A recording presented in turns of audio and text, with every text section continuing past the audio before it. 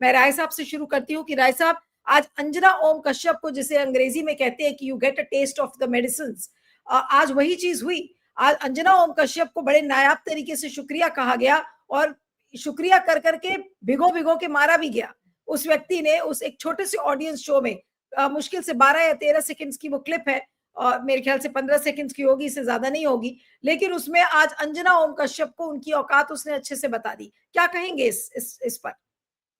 सबसे पहले तो मैं उस निर्भीक, निडर, साहसी और आत्मसम्मान में डूबे हुए उस नौजवानों को सलाम करना चाहता हूं, जिसने अंजना ओम कश्यप को बताया कि आप उस तरह की पत्रकार नहीं है जिस तरह की जन पत्रकारिता करने की परंपरा बिहार की धरती पर रही है, जहां पे आप आई हैं। यह फणीश्वर नाथ रेणु की धरती है, यह महिला आंचल लिखने वालों की धरती है, ये बड़े बड़े पत्रकार यहाँ जन्म लिए, रामधारी सिंह दिनकर यहाँ पे, यहाँ चमचे और चाटुकारों के लिए कोई जगह नहीं है। इतिहास में वो सारे लोग पत्रकारों में सम्मान से याद किए जाते हैं। जैसे जिस पत्रकार ने जॉर्ज बुश पे जूता फेंका था, उसको बहुत सारा राज का दमन का सामना करना पड़ा, लेकिन दुनिया के पत्रकार उसके समर्थन में खड़े हुए। एक प्रतिरोध की आवाज उसने। अभी पिछले हफ्ते यूनाइटेड नेशंस ने रिपोर्ट जारी किया कि गजा में और फिलिस्तीन में राष्ट्रीय अंतर्राष्ट्रीय 244 पत्रकार मारे गए और 150 के करीब घायल हो गए। वो लोग फियर्स रिपोर्टिंग कर रहे थे जाकर। वहां अभी तालिबान वाले क्षेत्र में जो हिंदुस्तान के फोटोग्राफर मारे गए थे, ये लोग हैं जो जान की जोखिम लेकर हथेली में। नीलू जी, मैं आपके मुंह पर नहीं कुछ कह रहा हूं, लेकिन इसी चैनल पर अपनी बात कहने के लिए आपके खिलाफ FIR हुआ और मुकदमा डालने की बड़े बड़े नेताओं और प्रवक्ताओं ने धमकी दिया। लोगों के चैनल भी बंद हुए इस बीच में।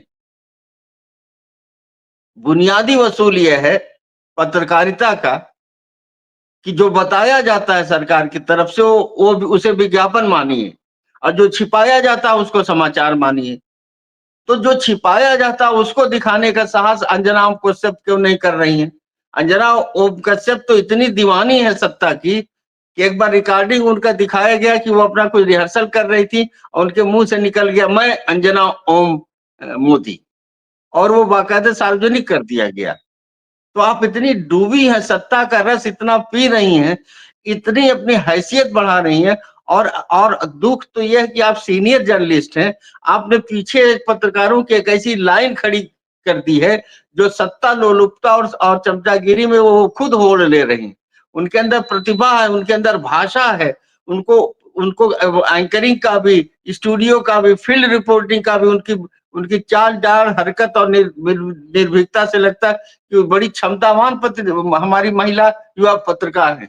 लेकिन उनके दिमाग को आप ऐसे पिंजरे में कैद किए हैं कि वो सरकार के हर कमी को छिपाती हैं और सरकार के हर चीज को उजागर करती हैं। उस लड़के ने बहुत सही सवाल, आप बिहार गए तो आप क्यों नहीं बताएंगे कि बिहार में बनने के साथ साथ 12 पुल गिर गए? आप क्यों नहीं बताएंगे कि आज भी बिहार में 4% लोगों के पास टू व्हीलर से, बाकी लोग साइकिल और पैदल चल रहे हैं?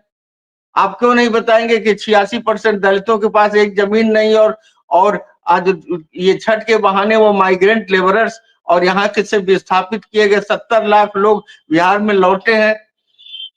आप बिहार में जो इस समय रोज हत्याएं हो रही हैं, पॉलिटिकल राइवलरी पर लोग मारे जा रहे हैं, उस पर आप किस बात की रिपोर्टिंग करने जा रही हैं?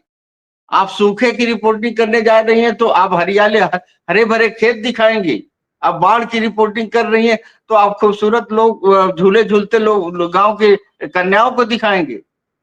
अंजना, देखिए, अब इन लोगों के लिए तो मुझे ऐसा नहीं कि मुझे खुशी हो रही है कि जब हम लोग मुजफ्फरपुर में इलाहाबाद हाई कोर्ट के 50 वकील गए थे किसान आंदोलन के समर्थन की रैली में, वहां हम लोगों ने अपनी आंख से देखा कि 100 किसान तो इनको दौड़ा रहे थे अंजना कश्यप को, लेकिन 200 किसान इन्हें बचा भी रहे थे। वो सोच रहे थे कि किसी महिला का सार्वजनिक रूप से अपमान न किया जाए, ये तो अपनी नौकरी से बंधी अपने मालिक की गुलामी कर रही हैं, और उनको एक दुकान में ढकेल के उनका शटर गिरा दिया कि किसी तरह से इनका कैमरा, इनका सामान, इनके कपड़े, इनका शरीर किसी भी तरह से अपमानित न होने पाए।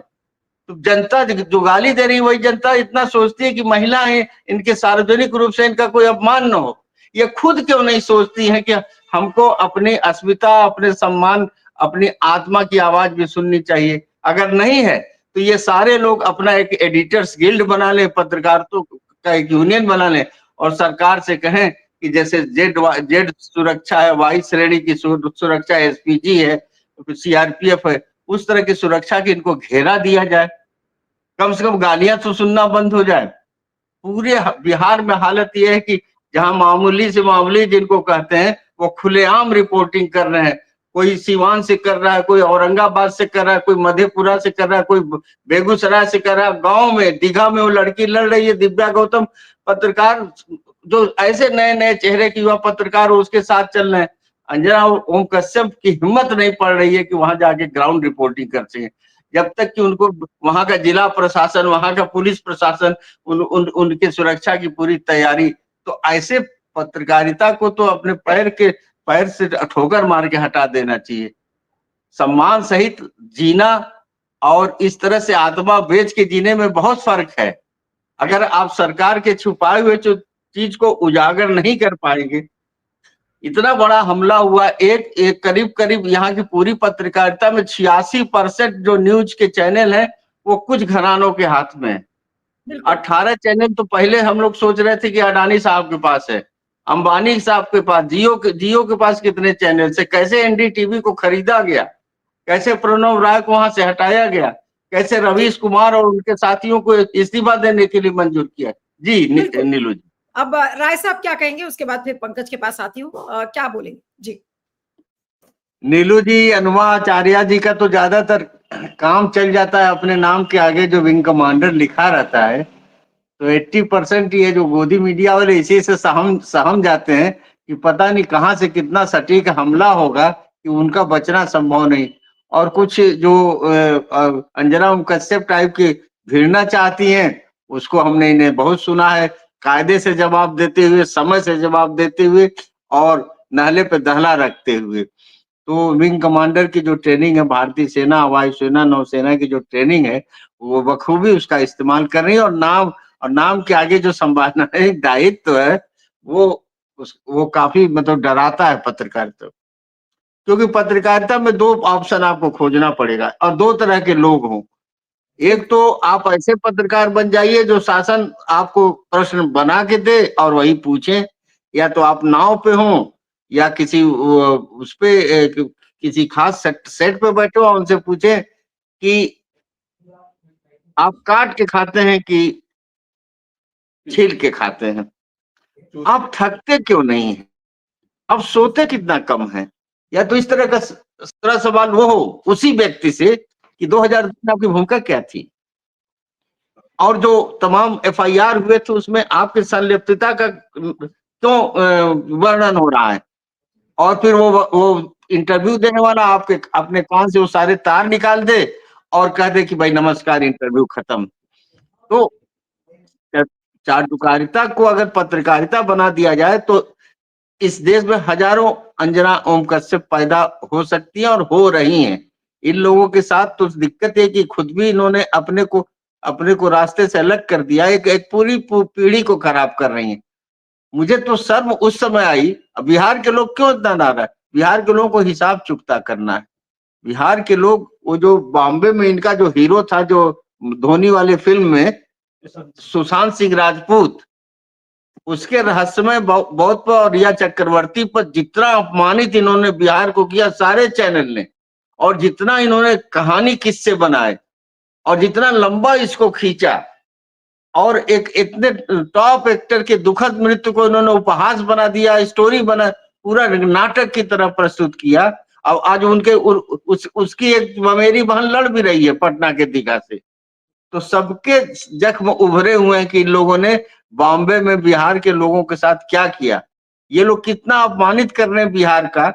आप कहे थे कि हम 12,000 ट्रेन देंगे छठ के लिए, और ट्रेनों की हालत है कि जो लिमिटेड छठ स्पेशल चल रहे हैं उसके लैट्रिन में बच्चे मुंह ऐसे सटाए हुए हैं, उसके लैट्रिन के टॉयलेट के खिड़की से माताएं बहनें हमारी, और यही सारे चैनल ये दौड़ रही हैं प्लेटफॉर्म पर, और इसको श्रद्धा, इसको आध्यात्मिकता, इसको छठ मैया का आशीर्वाद करके बता रही। जानवर से भी बदतर बना दिया अपने बिहारी को, उसको मीडिया पे हाईलाइट, उसको धर्म से और धर्म के प्रति जागरण और समर्थन से जोड़ा जा रहा है। इन लोगों ने, जो हमारी पहलवान बेटियां थी, जंतर मंतर पर दिल्ली के छाती पे बैठी हुई थी, बारिश में भीग रही थी, पुलिस उनके हाथ पैर पकड़ के घसीट रही थी। कहाँ गया इन लोगों का कैमरा, कहाँ गया ये सब किसानों की बेटियां थी। ये सब किसानों की बेटियां थी जिन्होंने 13 महीने तक दिल्ली को घेर के रखा। और यही पत्रकार लोग, इनसे बदला क्यों नहीं लिया जाएगा? इनको वो सीतामढ़ी का नौजवान क्यों नहीं सवाल पूछेगा? क्योंकि वो सारे किसान जो 13 महीने से, जिसमें 700 किसान शहीद हो गए, ये किसी को खालिस्तानी कहते थे, किसी को तालिबानी कहते थे, किसी को पाकिस्तानी कह रहे थे।